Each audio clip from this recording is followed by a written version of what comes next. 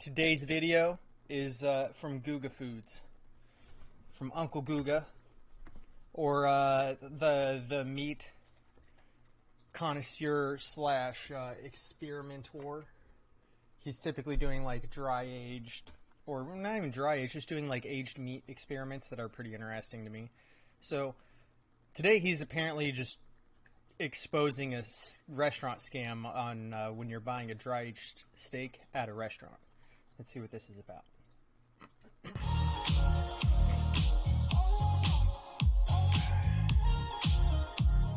Thanks Chef IQ for sponsoring this video. On today's video, we are exploring the biggest scam in the restaurant business. And on this video, we will all learn on how this shameless practice is made. So let's begin. Everything starts off with steaks. There are 3 beautiful prime ribeyes, 1.5 inches thick, and just exactly what you're looking for whenever you buy steaks. The first thing to do is to go ahead and get them seasoned. So for that, I kept it real simple. A good amount of salt followed by freshly ground black pepper and garlic powder. Every steak was seasoned. So that's really about all I ever do with my steaks, right? Salt first every time. Every time salt first because it pulls some of the moisture and then that moisture sucks the salt deeper in. So I typically season my steaks and then start the grill so that it has time for that to actually take, it's basically like dry brining, right? And I just season the steaks first. That way they have some more time for at least some amount of brining to take place before the grill's even ready to put meat on. It just gets however long it's going to take for my grill to heat up that day. And of course, pepper and some garlic. It's all dry seasoning when I do it because I grill all my steaks. But garlic powder, onion powder is the only thing I add that he's probably not going to use, right? Is onion powder. Exactly the same. However, 2 of them are going to have a completely different treatment. And to explain more about it, here's a professional chef that has been in the business for a very long time. Hi, I'm Brian Sau, chef owner of Mission Sandwich Social, located here in Williamsburg, Brooklyn. I just want to point out something I appreciate, and that right there is this. This is fantastic. Old school fucking Batman and Robin. This is back in the day with like Adam West, and it was a TV show, and the TV show looked a lot like the comics because they didn't show violence on television. So you'd have like the fist coming, and then it would go into like a black screen, and they'd throw up in like the different boxes, pow, bang, smack, slam, all the little onomatopoeias that they could throw in for that. Like they'd do that in the show. And that was awesome. And then over here, he's got Ren and Stimpy's, like, what is that, Mr. Toast? I forget what that dude is. I just remember this from Ren and Stimpy. Easily my 2 favorite things in his backdrop. I'm Brian Sau, chef owner of Mission Sandwich Social, located here in Williamsburg, Brooklyn. I've been a professional chef now for nearly 2 decades, and during that time, unfortunately, I have witnessed a dry-aged steak scam at a New York City restaurant that I worked at many years ago, where they had a dish simply called dry-aged ribeye steak that was definitely not dry-aged, but they got away with it because they were using a blue cheese compound butter at the very end of the cooking process. So they would take a dollop. So you get the smell from the blue cheese compound butter, and it makes people think that it's been dry aged because it has your nose picks up on the same smell that you get off of blue cheese that you get off of dry aged meat, because you get that outer crust that you have to cut off because it's oxidized, and that meat's really no good because you're essentially rotting the outer meat and you're harvesting the middle where all the flavor is condensing down to. Of this blue cheese infused butter, melted down and basted the steak with it right before it was sliced and sent out to the customer. And I gotta tell you, every night, not a single steak came back because the customer tried it and complained, I've had many dry-aged steaks before and this is definitely not dry-aged. No, none of them could tell. No, of course not. See, the thing is, everybody who's buying a dry-aged steak at the restaurant, they don't know if it's dry-aged or not. To them, it's them experiencing something new, and this restaurant is lying to them about what they're actually experiencing. Just be honest with people about what they're experiencing. That way they know what the fuck they're getting. Like, this is This is fucked up. This is poor business practice. This restaurant should honestly just be outed. That way customers no longer pay them for this bullshit, and they stop getting away with fraudulently marketing their things, like really falsely advertising on their menu what they're serving you. In some places, I don't know if this is a federal thing or if it's a state by state thing, but I know that there was numerous restaurants in Colorado for a while that said that they had not Wagyu, Kobe beef. They all had advertised they had Kobe beef.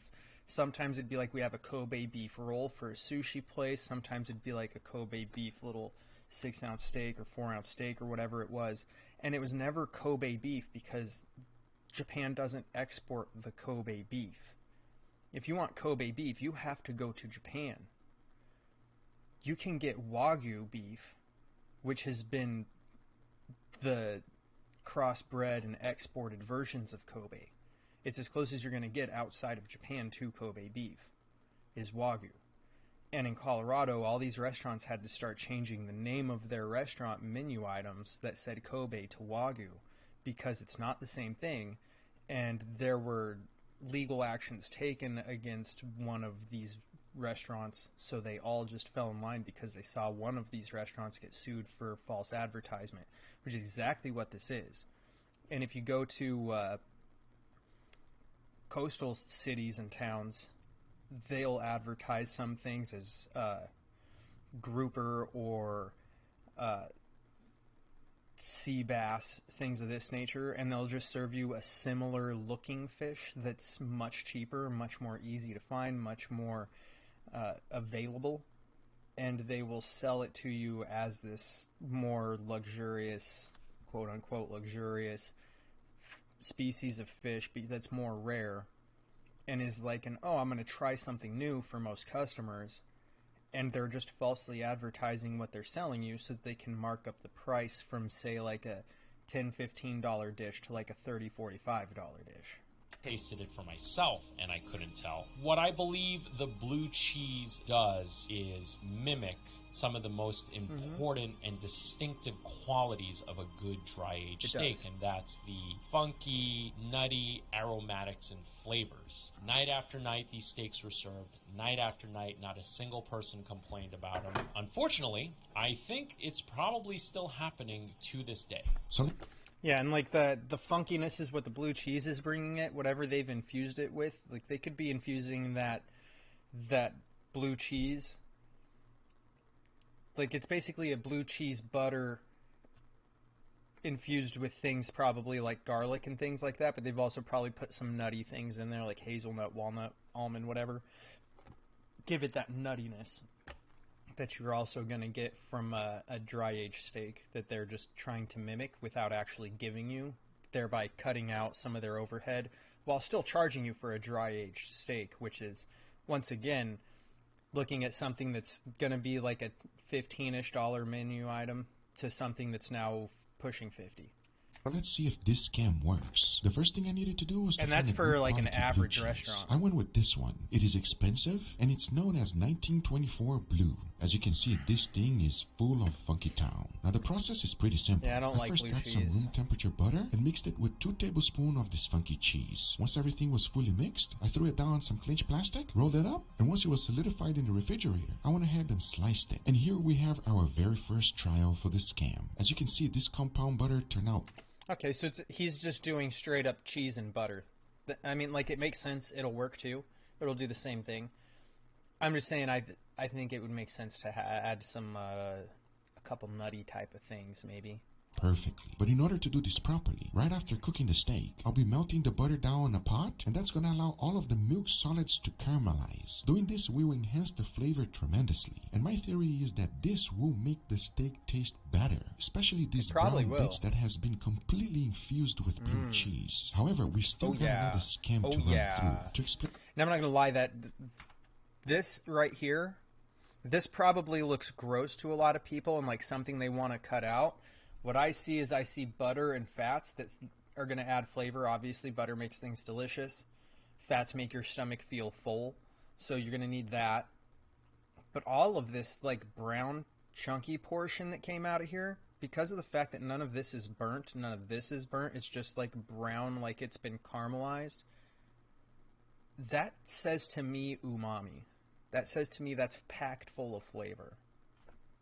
Explain to us how it works. I'm not a chef, but that's how I see that when I cook. A professional chef that has been in the business forever. My name is Chef Paul Denamiel, a.k.a. Frenchie. I'm currently the owner of Le Rivage Restaurant. I've been born into this business, and so I've bounced around a lot of kitchens, and I've seen a lot of scams. And the one I want to bring up today is the fact that some chefs will take a lower cut of meat, they will take rendered dry-aged fat and use that to paint the steak before it goes out to the customer. Definitely a no-no in my book. Now to run this experiment, this is another no-no, because this is something else they're doing to fool people into thinking they're getting a dried steak. Once again, pushing a $15 item to closer to $50, and that's it. Like if you were just to go to a normal steakhouse, like in Texas Outback, you know, like not something that's really nice or charges a lot of money for a steak, just somewhere that's middle of the road. You're looking at a place where you'd normally go spend for just getting a meal for yourself, one person, and just drinking water, looking at spending maybe $20-25,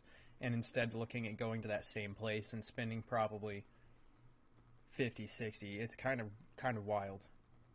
It's pretty simple. This is a rib roast that has been dry aged for 100 days. It is full of funkiness and should give us an incredible flavor of dry aged steaks. And the first thing to do is to trim it. Now we're going to be using two things out of this. A little bit of the pellicle, which is the outer skin, and also a good amount of the fat. So once I was happy with the amount I got, I went ahead and chopped everything up in small pieces, threw it in a pan, and started rending out the fat nice and slow. As the only thing left to do now is to strain it, and there we have it. 100 days dry-aged beef tallow. Will it fake as a dry-aged steak? We're about to find out real shortly, because just like the previous one, I'm going to be adding this to the end of my steak. Now the wonderful thing about beef tallow is that it just becomes like butter once it cools down. Use this instead of butter and you are about to be in heaven. And it is truly shameless that restaurants use this technique to fool you. But just in case everything goes wrong, very I wanted to go ahead and make an incredible side dish to go along with it. And if I ever have a restaurant, this will definitely be served. Now to make this, it might look really fancy. What the fuck is he got in there with it? What are these pink dollops? The first thing to do is to soak some bone marrows in water. Doing this will clean out the blood inside. Then you want to broil them until you get a nice golden brown color, just like this. Now our very next component is going to be this. I know it looks like ice cream, but trust me, it's not. The first ingredient is this, cherries. Okay, so you can literally find it in any supermarket. You'll also be able to find goat cheese. Now don't ask me why, but combining these two... Now, I know, like, in some places, it's weird if you try to find goat cheese. You have to, like, when I was in Denver, you'd have to go to specific parts of Denver to find goat cheese in a grocery store. Otherwise, you were actually going to a cheese shop, right? Like, so, the goat cheese is definitely going to be the way to go. The problem is you're going to have to figure out how to source it, and if you're in a place where it's difficult to find, my experience was finding farmers market that's nearby and going there and just asking around if anybody knows somebody who's got goats that makes goat cheese.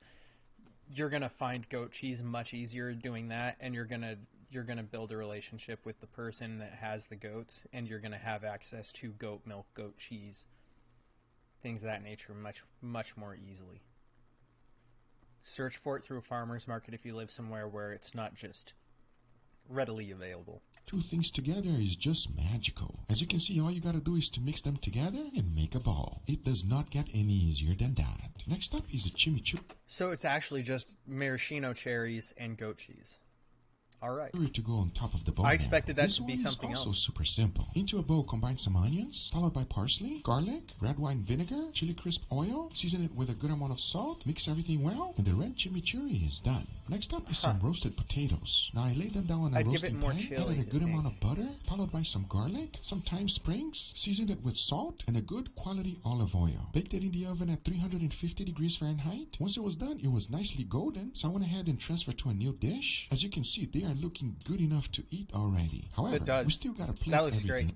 That looks absolutely great. Just, some fresh salt over it, boom, I'd be happy with that. Yeah, so I added my bone marrow right on top, followed by that wonderful spicy chimichurri we just made. We cannot forget about our goat cheese. As to finish it up, I added some chives. Now this is today's side dish, and I'll tell you one thing. What? It will please everyone. Not only is it delicious, but it just pairs up perfectly to go along with steaks. Guga, you made me hungry! Go ahead and cook them. I need this in my tum-tums. Nice, wonderful sear. Once that's done, I'll be cooking them in indirect heat until they reach an internal temperature of 135 degrees Fahrenheit. My Lord. And for that, I'll be using my Chef IQ wireless thermometers. So now I say, it is enough talking, and it is time to grill some beautiful steaks. Grill them, so let's do it. Bitches. Grill them.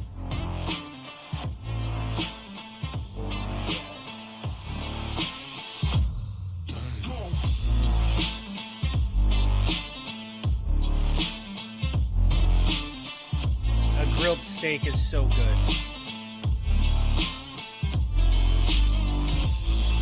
I really need a charcoal grill like this, though, where you can segment off, like, here's where my charcoal is, and over here there's no heat. Like, this is where I just kind of set it to the side and let it cool, but it's, it's not on top of the coals. I need a grill like that, but I never am able to find one.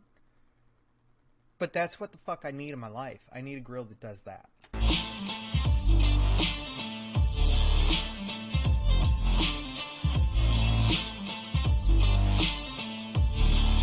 That middle steak's just already falling apart. We're gonna watch that again because it makes my mouth water. Look at it. Look at it. It's already just falling apart. It's so ready to be eaten.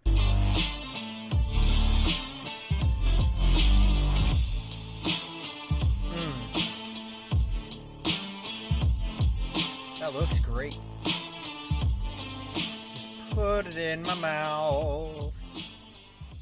Does that look good or what? And before we try, I want to thank today's sponsor, Chef IQ. As you guys know, I've cooked a lot of steaks. If you want that delicious, juicy steak at a perfect medium rare, there's only one secret. Use the right meat thermometer. And this Chef IQ Smart Thermometer is my choice to ensure I get a perfect steak every time. It has fast charging technology, so you can charge the thermometer in only 5 minutes to get 20 hours of cook time. It has Wi-Fi enabled technology for unlimited range. Cloud technology gives real-time notifications, so no matter where you are, even for lone cooks, you can always be watching those steaks. Use the Chef IQ app to make amazing meals with guided cooking. The app also has easy to follow recipes. You got a USB-C chargeable hub station that makes charging easy. Plug in the hub, pop in a probe, and it charges automatically. The hub even has audio alerts, so if it's time to flip, baste, or remove from the heat, you can get notifications on your phone and from the hub. Chef IQ makes cooking easy. Just insert the probe, set the temp, cook your food, and enjoy. Check them out because all links will be in the description down below. Thanks again, Chef IQ, for sponsoring this video, but now, let's get right back to it. All right, everybody.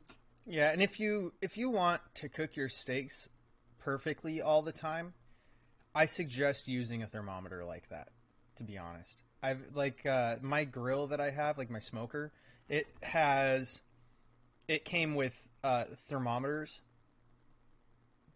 that didn't last a full year. Okay? To be quite honest, I need to buy new thermometers for that to have it work with that system. But having wireless thermometers, which I also have, it's far more convenient, in my opinion. Because the issue with mine is when you close the lid, it closes on the wires. There's no way around that. And it ended up damaging the wires. So I just went with the wireless system. And then if you're grilling above, I think it's probably like 350, 375, you want to make sure you don't leave those thermometers in with that heat because you'll actually start damaging your thermometers. So you don't want to cook them or have them in your meat when it's at a temperature that high. When I'm searing my meat, for instance, I do like 500, 600 degrees, and I'll do about 2 minutes on each side for a good sear, and that's it. And that's if I'm doing it from like pure raw steak. If I'm doing reverse sear where I've already cooked it, it's less time than that because the meat's already been cooked. You're just trying to get a nice hot sear on it. And then, to be honest, I would rather just throw a cast iron on, get a cast iron hot as hell, and sear it in the cast iron because it's going to be much faster. But that's how I go about it.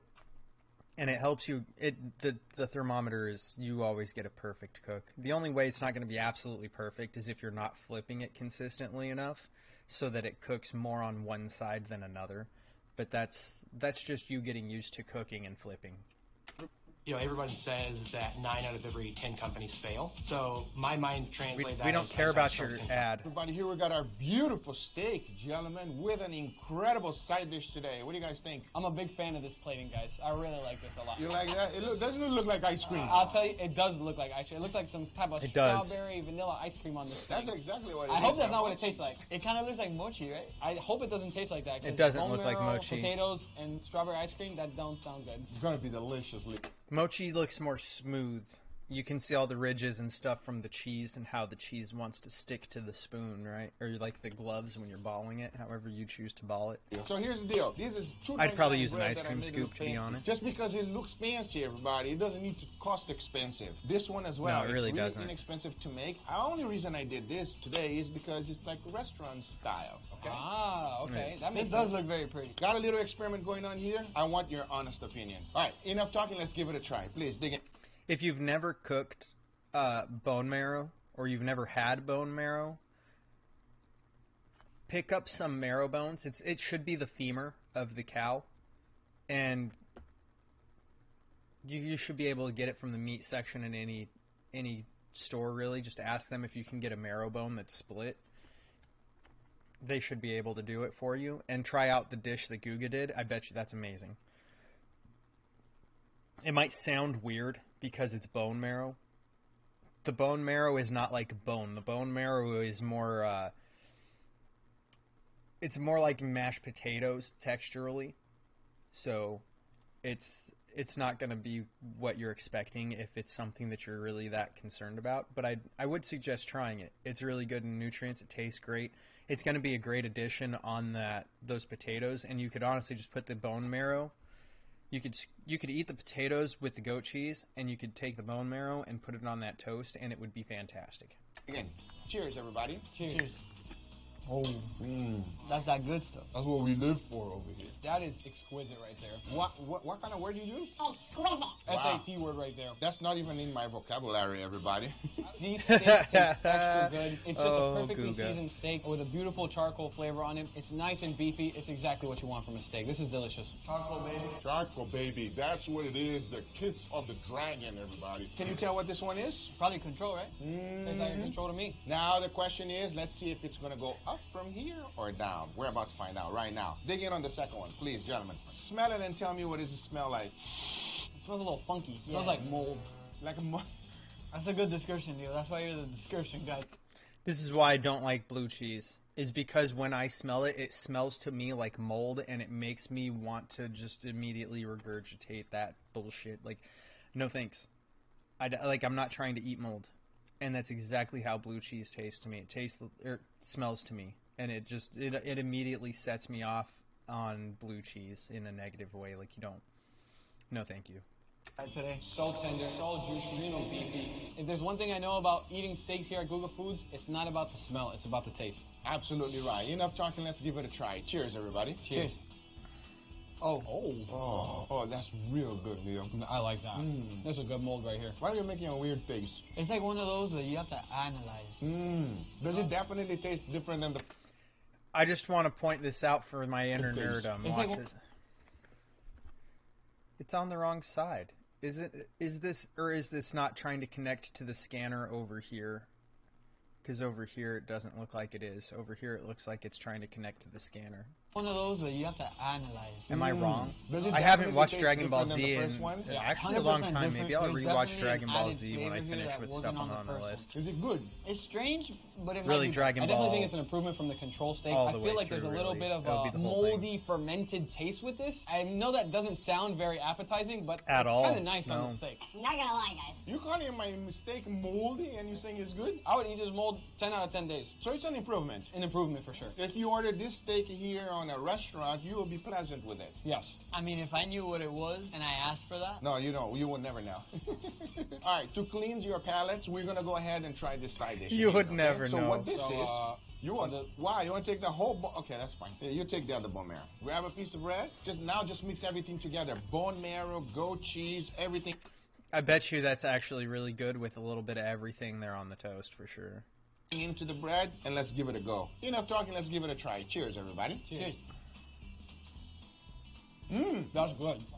It's a very unique flavor. A very sophisticated tasting side dish. There's a lot of depth of flavor here. You get a lot of the richness from the bone marrow. You have that beautiful bread with a nice seasoning on top, that goat cheese that adds a little bit of creaminess and some sweetness too. Absolutely blown away. Yeah, the sweetness because of the maraschino really cherries.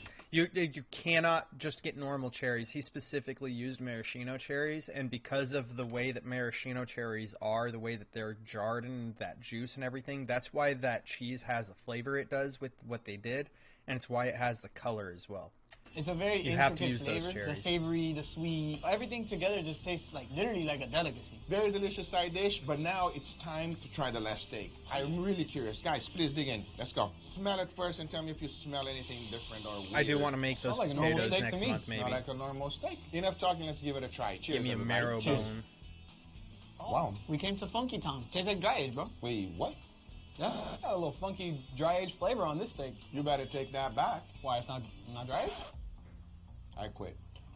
Chill. Whoa! What happened, bro? Oh no! Go back, dude. What's going on? You gotta tell us what's Let's happening finish with the the video. steaks. Oh no! Wow. Yeah, I'm not gonna lie, I'm a little bit upset. Not because of you guys. Experiment worked a little bit too well. Oh, that's a good thing. And I don't like it that... It's not a good thing. I understand why they think it's a good thing, but it's not a good thing because it means that using the rendered fat with people that are all... Because you have to understand, these guys are eating Guga's dry-aged meat all the time. Like, Guga's making dry-aged steak experiments all the time, and these two are always eating his steaks with him. Right? So... These guys are constantly eating they're regularly eating dry-aged steaks. Not only that, but they're regularly eating Guga's dry-aged steaks. So they're familiar with what a dry-aged steak cooked by Guga is, aged by Guga is, because he dry-ages them himself as well. So they're used to what that is. And this rendered dry-aged fat being brushed over it actually made them think that that's a dry-aged steak. So that means is that restaurants that are using this method are absolutely getting away with it. Absolutely. The only way people are going to know is if there's somebody like Guga. Like, Guga knows because he made the steak. Would Guga know that that wasn't a dry-aged steak if he didn't cook it? Who knows? But the thing is, it's creating a very good opportunity for restaurants to falsely advertise what they have and overcharge, which is criminal. Like, it's legitimately illegal to be doing, but they are doing it. Not because of you guys.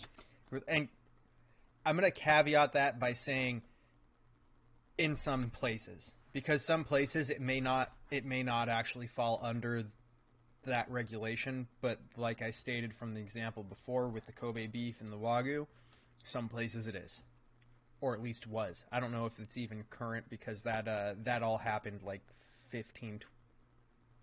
about 15 years ago or so with the Wagyu and Kobe beef stuff in Colorado, and I don't know if it actually was a law, or if it became a law, or if they just saw the rumblings from the court case and said, ooh, we're going to change this before it becomes a problem for us too. So I'm not sure of the specifics of it, but I do know that they all changed it because they were concerned about lawsuits. And I know that because of my brother being a chef and him working in one of the restaurants that was doing it, and him always being like, this is fucking weird because it's not Kobe beef. So it was like, I knew it wasn't Kobe beef, but that's what the menu said. Experiment worked a little bit too well. That's a good thing. And I don't like it that it worked too well. And now I understand the reason why restaurants do it. This is not dry age, by the way. At all. It does taste like a nice dry-aged steak. No off flavor. It's nice and beefy. I can't really tell any difference between that and a controlled dry age. I think the biggest thing I should have done in this video is to put a real dry-aged steak here, but I didn't, so that's bad on me. But it's not dry-aged. It's just dry. I'm happy that he acknowledged that that was a slip-up, because he really should have. He should have had a fourth steak that was a Guga dry-aged steak. I didn't think about that earlier on either, but he's absolutely right. He should have had an actual dried steak. That way they would actually know, like, oh, because they're going off of memory, right? So that's also the other thing, which means actually it's very accurate to what somebody who eats a lot of steaks and regularly eats like dry-aged steaks. It shows how effective these are because none of them were dry-aged steaks. So it shows how effective each of these methods is. Dry-aged fat that is completely rendered, and I put it on top of the steak. So you kind of like infuse the flavor of a dry-aged. No, I just put it on top, man. I just let it on top. Oh, that's so interesting because it definitely tastes like a dry-aged steak. Here's my recommendation to you. Be careful out there, everybody, because this works a little bit too well. What about the second one? I actually really like the second steak a lot. But did it remind you of dry age? No. Not really it had dry age. It had a weird... It had a flavor. See, and this is their experience. So dry age, you understand? I agree. And it also smells like dirty socks. You guys don't know, but it smells like a dirty sock, everybody, okay? When you're doing it, you know. Trust me when I tell you. I hope you guys enjoyed this video. If you did, hit that thumbs up. If you're not a subscriber, be sure to subscribe. Remember, everything I use is always in the description down below. If you I always forget to drop likes. I always appreciate the reminder to drop a like, to click the thumbs up, because I always forget to click a like, because I watch my videos like this, as you see it here, where it's full screen. You don't see the thumbs up button here. Like, if somebody doesn't mention it, I forget. So I appreciate when they tell me to like it, because it helps the algorithm a lot. So I appreciate it when I get thumbs ups on my videos. I appreciate it when I get comments on my videos, whether they're good comments or bad comments. One of my hate viewers, we got a lot of hate watchers, and I don't care. I really don't care. It is what it is. Point is, drop the likes, drop the follows. They're appreciated. Not just here, but on channels that you're watching. Just try to be more cognizant. We could all be better about it. I could be better about it myself for sure. Just remembering to drop likes and follow the channels that you watch regularly. So it always helps out to do so. Everybody started small unless they had a following from somewhere else, and they built something here with a following from somewhere else. Like if it was Tucker Carlson, he's already got what he's built up from Fox and MSNBC and everywhere else he's worked as an anchor or just a host, right? So it's someone like that is going to have a big pull because they're pulling from a different group of people and getting them to come over and watch their stuff, but that's not the norm. It is not the norm. Anybody who's creating content on the internet, be it social media, be it YouTube or Rumble, or insert your favorite, your personal favorite, why can't I think? Oh geez, it doesn't have our game.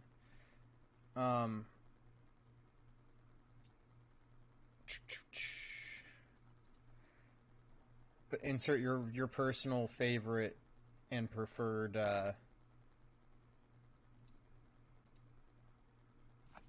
social media, be it Threads or TikTok or Twitter or X, whatever it is, you know. Any of those, whatever it is that's your personal favorite. Anybody who's got a big following on one of those that didn't have a big following to begin with has built that following from nothing somewhere to get it to where it is. Nobody just came out of left field without a following and just, oh look, all of a sudden they've got viral videos. You might get a viral video that helps build you, and that's how a lot of people did it. That's how a lot of people have found that kind of success, but it's not something you can expect. It's a slow burn. So if you're interested in making content, just expect to have to put in the work doing this thing on a slow burn.